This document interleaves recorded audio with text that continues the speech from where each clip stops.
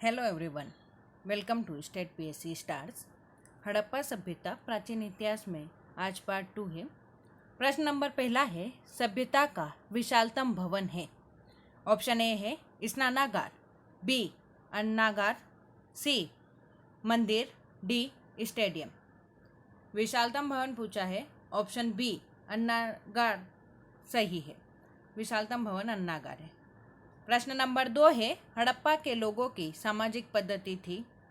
Option A है उचित समतावादी, बी दास श्रमिक आधारित, सी वर्ण आधारित, डी जाति आधारित। हड़प्पा के लोगों की सामाजिक पद्धति उचित समतावादी थी। ऑप्शन ए सही है। आगे बढ़ते हैं। प्रश्न नंबर 3 है, सिंध का नखलिस्तान बाग या बाग हड़प्पा सभ्यता के किस पुरा स्थल को कहा गया है? Option A Harappa, B Mohenjodaro, C Kalibanga, D Lothal.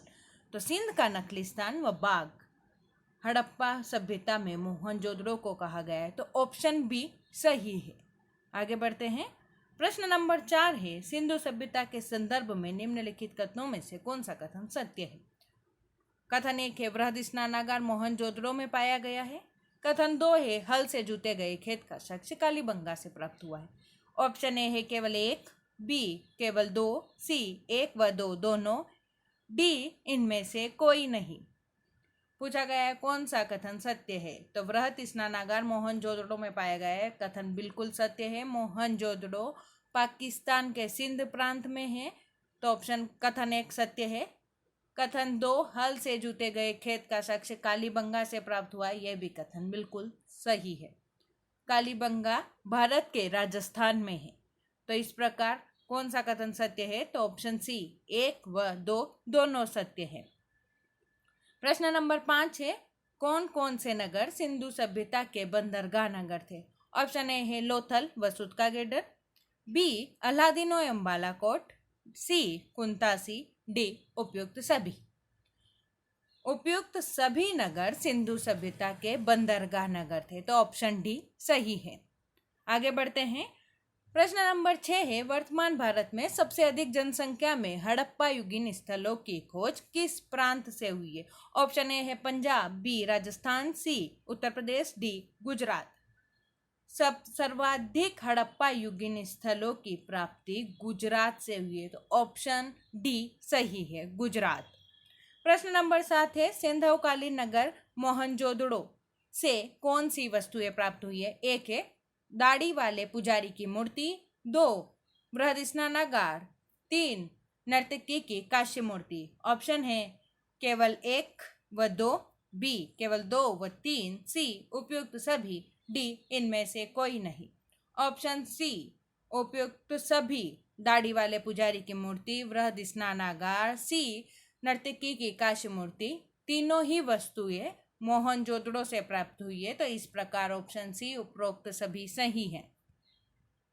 प्रश्न नंबर 8, सिंधवकालीन बंदरगाह नगर लोथल के संदर्भ में निम्नलिखित कथनों में से कौन सा कथन सत्य है? लोथल के संदर्भ में आपको बताना है। कथन 1 है, इसे सिंधु घाटी सभ्यता का मैनचेस्टर कहा गया है। यहाँ से 45 डिग्री, 90 डिग्री, 180 डिग्री कोण मापने वाले उपकरण प्राप्त हुए हैं।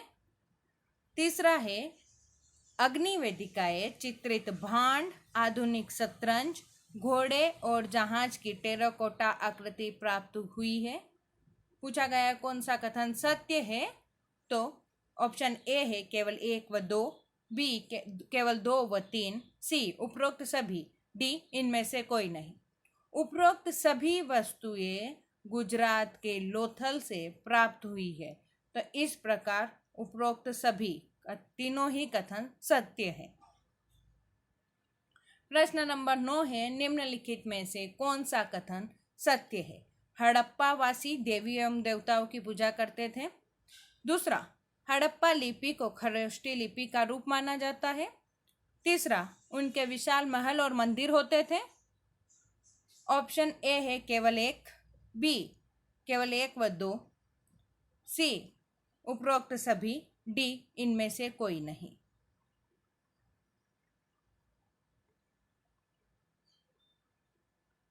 हड़प्पावासी देवी एवं देवताओं की पूजा करते थे। कथन सत्य है।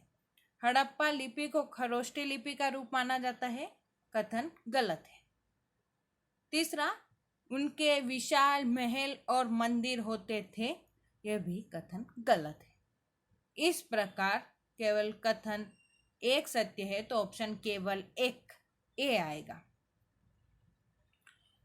10वां, मोहनजोदड़ो का स्थानीय नाम है जीवितों का टीला, कंकालों का टीला, दासों का टीला या मृतकों का टीला। मोहनजोदड़ो का स्थानीय नाम मृतकों का टीला है, तो ऑप्शन डी सही है। प्रश्न नंबर 11 है, निम्नलिखित में से किस स्थल घरों में कुओं के अवशेष मिले हैं? Option A Harappa, B Kalibanga, C Mohenjodaro, D Lothal. घरों में कुओं के अवशेष कहाँ से प्राप्त हुए हैं? ऑप्शन सी मोहनजोदड़ो से घरों में कुओं के अवशेष प्राप्त हुए हैं। प्रश्न नंबर 12 है, हड़प्पा सभ्यता के लोग विश्वास करते थे? ए है आत्मा और ब्रह्मा में, बी कर्मकांड में, सी यज्ञ प्रणाली में, डी मातृ शक्ति में। हड़प्पा सभ्यता के लोग मातृ शक्ति में विश्वास करते थे, तो ऑप्शन डी सही है।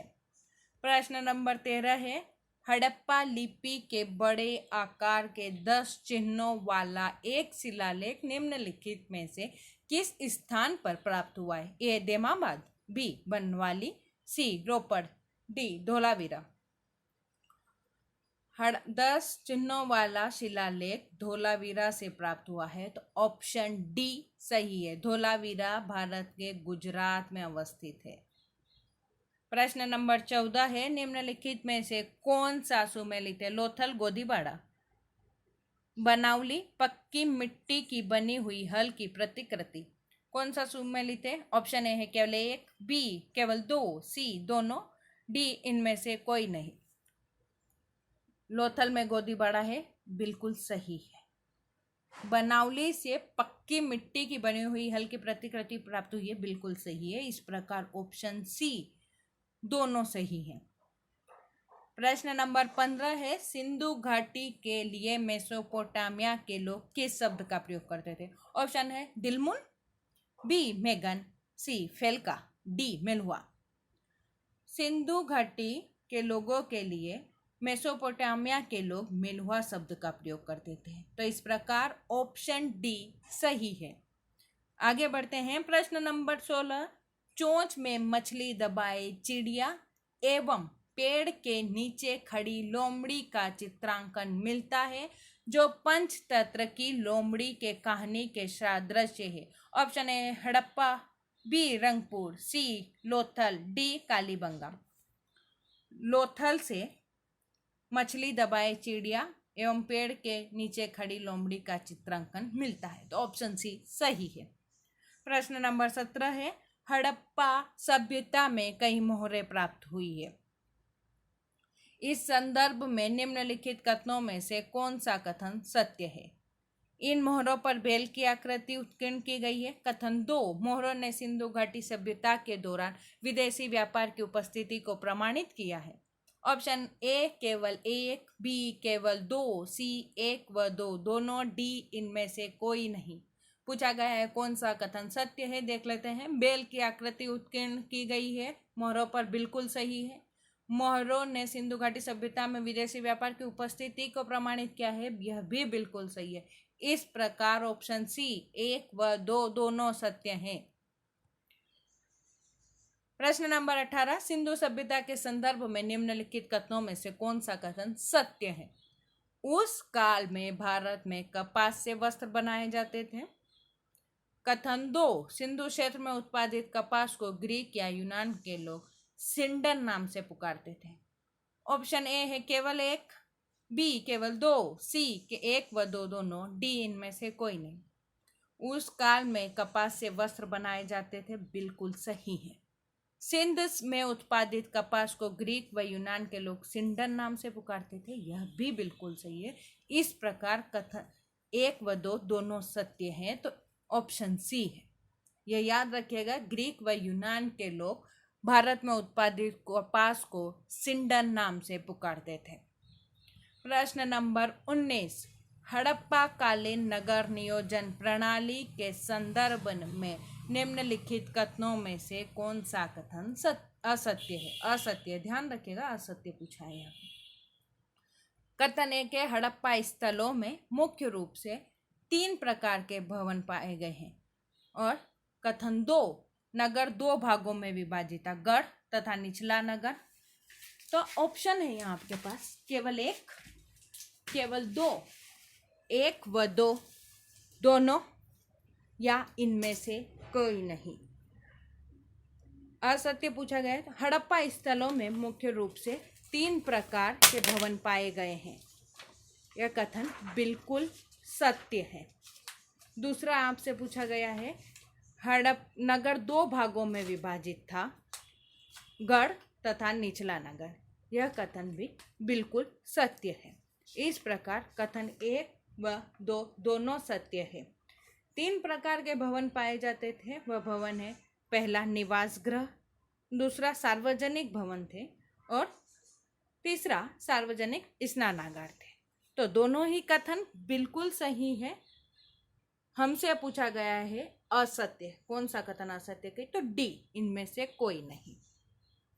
प्रश्न नंबर 20 है, निम्नलिखित में से कौन सा सिंधु स्थल समुद्र तट पर स्थित नहीं था?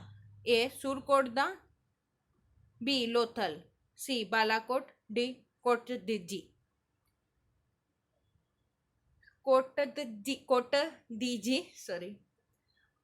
डी समुद्र तट पर स्थित नहीं था।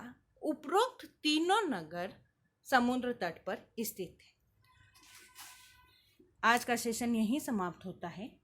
अगर आपको ये वीडियो पसंद आया तो लाइक करें, शेयर करें और मेरे चैनल को सब्सक्राइब करना ना भूलें। कल हड़प्पा सभ्यता से संबंधित कुछ और प्रश्नों पर डिस्कस करेंगे। उसके बाद वैदिक काल आएगा, तो आप इसके बारे में पढ़ लें तो अच्छा है।